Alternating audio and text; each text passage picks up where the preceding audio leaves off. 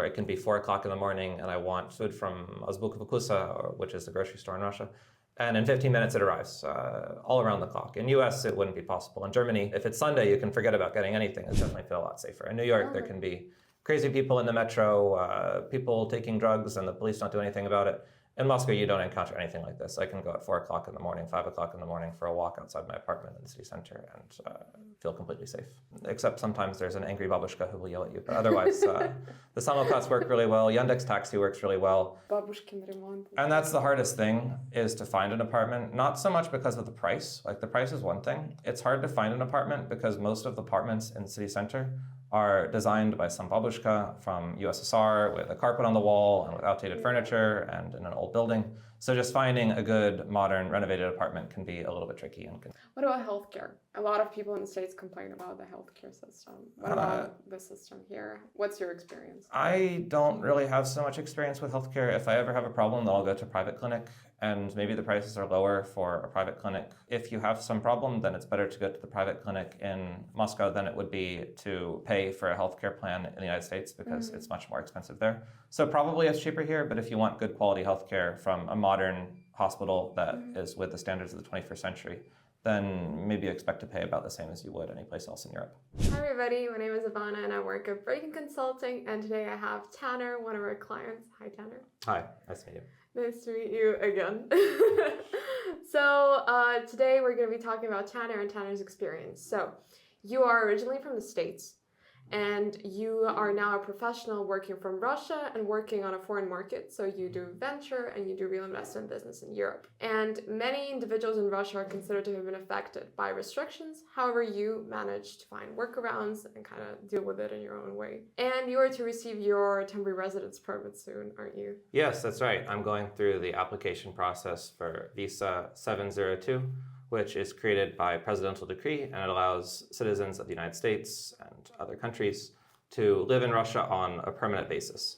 I've been here for the last 3 years, but I've been in Russia on essentially a tourist visa, which was a special policy for American citizens that we could get a 3-year tourist visa. But this is not extendable. So the temporary residence permit, which is created by special decree, will allow me to, with time, receive a permanent residence and maybe even eventually a Russian citizenship. And you're looking to do that, aren't you? Yes, I would like to. I like to stay in Russia. I like to live in here. Moscow is a very comfortable city for living.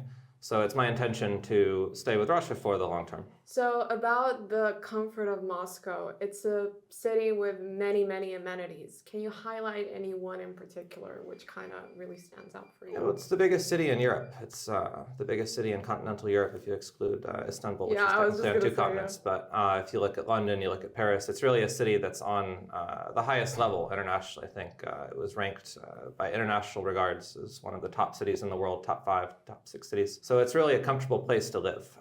The city center is great. There's lots of good restaurants, lots of nice parks. I love having foreign citizens come to visit in Moscow as well, because we can see many activities, and many people, they change their impression of Russia after coming and spending some time here. So the city has a lot of amenities. There's lots of great restaurants, lots of great activities, lots of things to do. Really, it's just a comfortable place to live, in my opinion. Do you have many friends coming? I do. It's a little bit difficult to convince some people to travel into Russia. Really? Mostly just because of the flight connections. You have to fly firstly to Turkey or firstly to UAE, and that makes it a little bit complicated. It's sort of like flying from Europe to US in terms of the total amount of time that you're spending traveling. But otherwise, I think that people are willing to visit. Okay, that's nice that you get some people in and so on and so forth. Okay, that's great. And you decided to stay in Moscow, right, for your city on your temporary residence permit. This is your city of choice. Yes. To me, Russia is mostly about Moscow. Moscow is the capital city. It's the wealthiest city in the country. All of the money from Russia comes to Moscow. It's an international business center.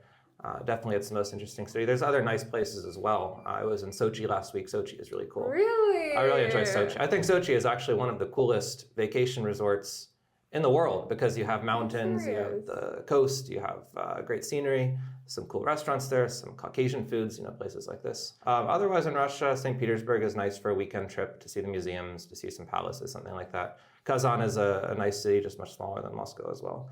But definitely Moscow is the place for me to live in Russia. Talking about business-wise, do you have any special advice for businessmen who are coming to Russia? I don't think I have any special advice. I mean, it depends on everyone's unique situation, what kind of business that they're running. If they have an online business, something which is possible to run remotely, then there's no reason why you cannot also run it from Russia. For people who are doing business in Russia or want to expand their businesses in Russia, then I can't personally advise because I don't have so much experience. The only thing I would say is make sure that you're working with a talented lawyer who can help you to navigate all of the complex regulations in Russia, because there's a lot of legal ambiguity around some questions, and it's necessary to work with a professional in order to figure things out. Talking about talented lawyers. So how did your experience, Matt, go through? What did you have to do? How did it all go down for you without any... In terms of the services I received, everything was very helpful. In terms of the actual process of receiving the visa, it was rather complicated.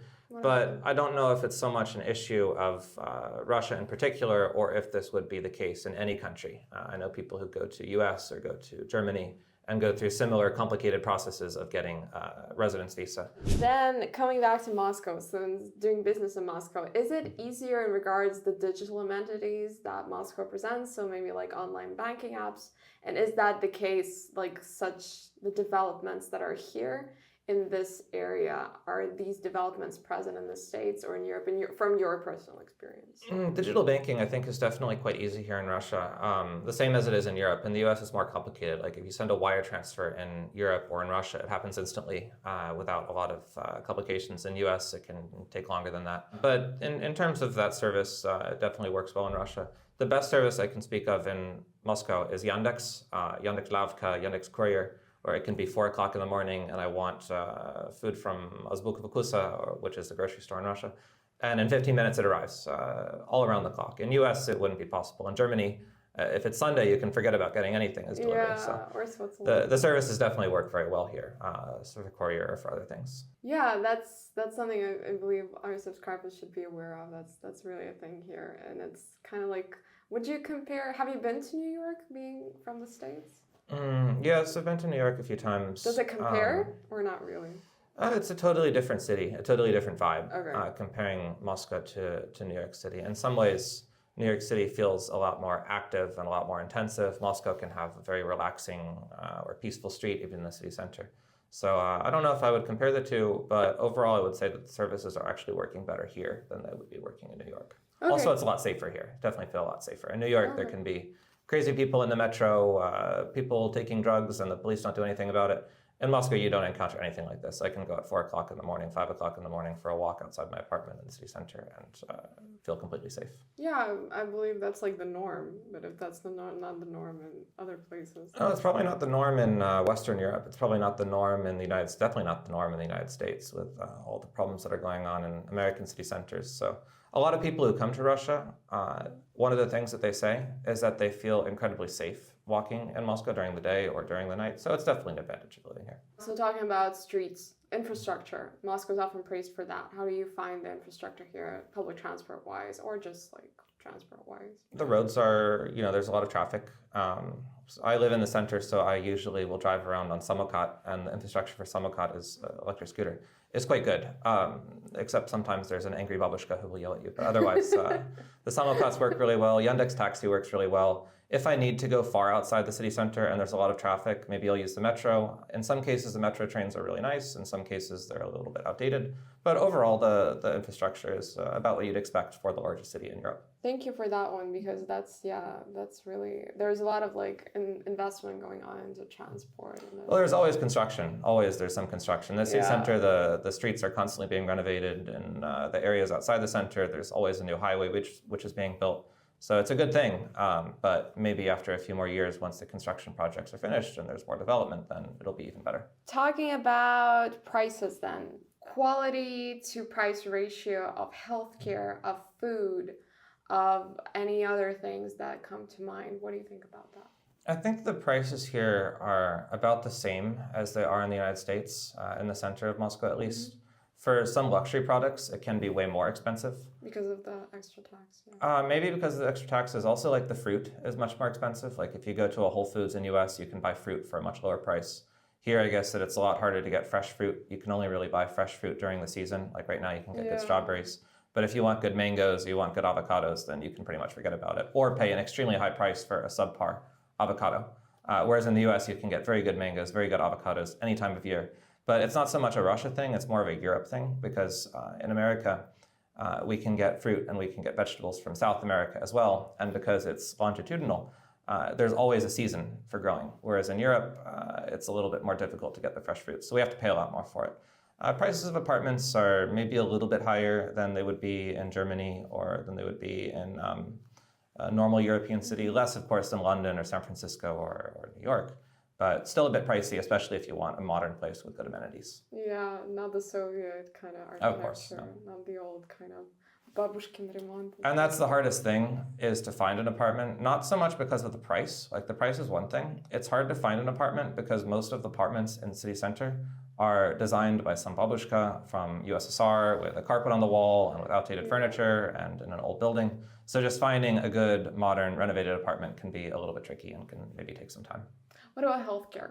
A lot of people in the States complain about the healthcare system. What about the system here? What's your experience? I don't really have so much experience with healthcare. If I ever have a problem, then I'll go to a private clinic, and maybe the prices are lower for a private clinic. I guess if you have some problem, then it's better to go to the private clinic in Moscow than it would be to pay for a healthcare plan in the United States, because it's much more expensive there. So probably it's cheaper here, but if you want good quality healthcare from a modern hospital that is with the standards of the 21st century, then maybe you expect to pay about the same as you would any place else in Europe.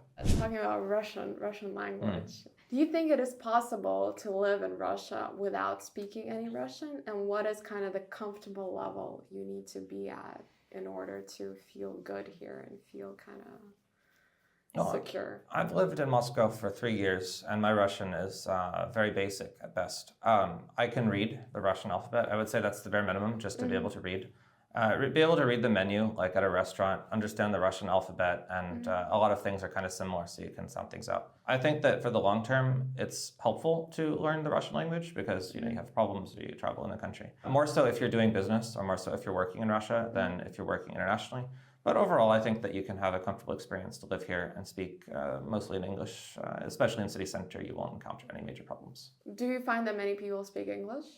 Many young people, sure. I think maybe of the general population, maybe 10%, 20% in the center, maybe more. In restaurants, it's usually not a problem. In any case that I would interact with Russian citizens, I'm usually capable of communicating with them, or just using Translate app in the worst case. But overall, I wouldn't say it's a major issue. What about dealing with like utilities and stuff? People like in state organizations. What about English levels there? I guess that can be a little bit more complicated, but that's when it's best to use a lawyer if you're going to be dealing with anything to do with the state. Okay, that's a little self-advertising here. Okay, do you have any funny stories related to learning Russian or to speaking Russian? Just to speaking Russian, well, not so much.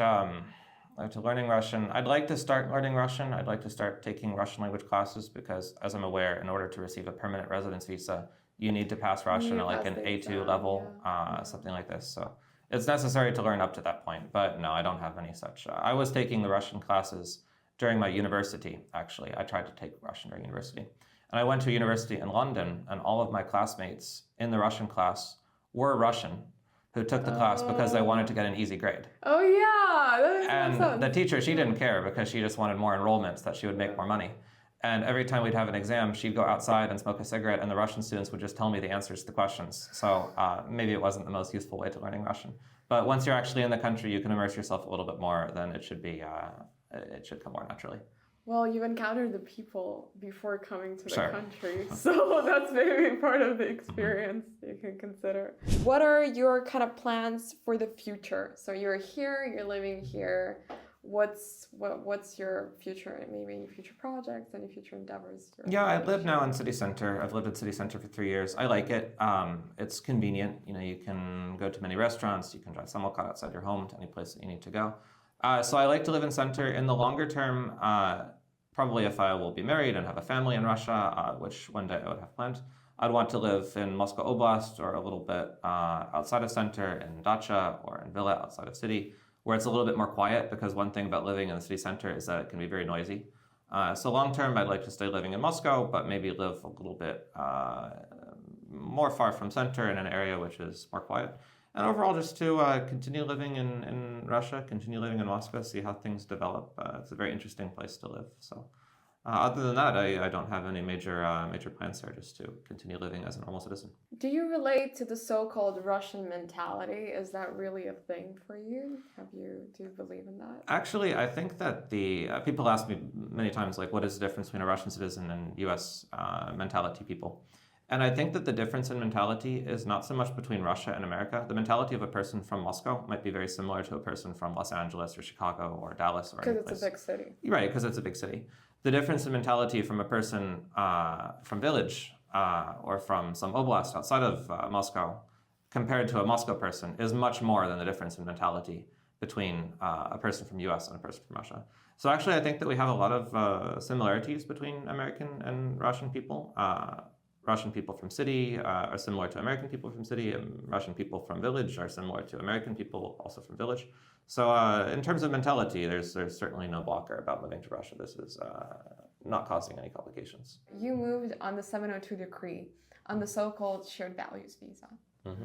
And is there any particular traditional, moral, family, or religious value that you share?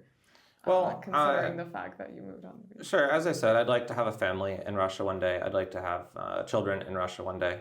And I would like to make sure that my children grow up in a place where they can learn to have traditional values, where they can learn to prioritize normal relationships, where they can learn to also want to have a family, where they can learn to be normal people, rather than having kids in Germany or in California, where they're instilling this propaganda of LGBT ideology, social Marxism into the children from a young age.